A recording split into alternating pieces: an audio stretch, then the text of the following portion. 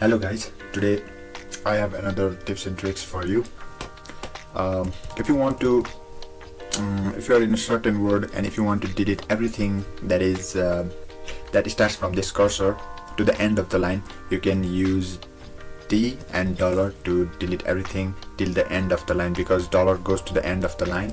And if you want to delete everything that is before this cursor to the beginning, and if you want to delete everything before the cursor, you can do D and caret sign.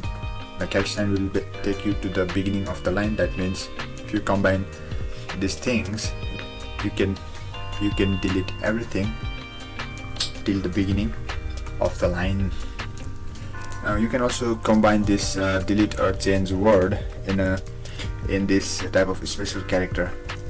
For example, if you want to change or delete the contents inside this parenthesis, you can use DI and this parenthesis to delete everything inside it, or you can do CI and parenthesis to get into the cursor insert mode and make your changes.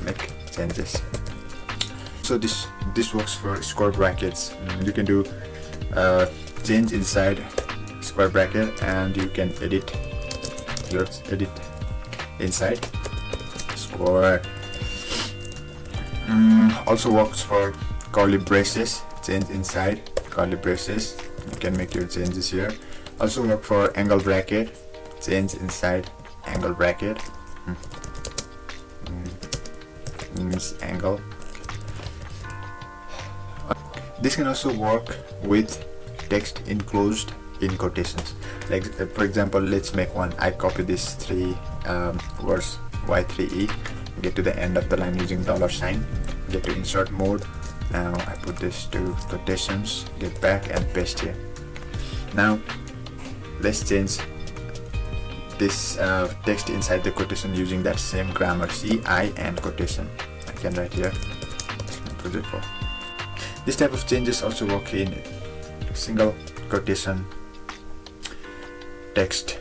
Let's copy this I-404. To copy this, I can do either Y to E, or I can do yank inside quotation.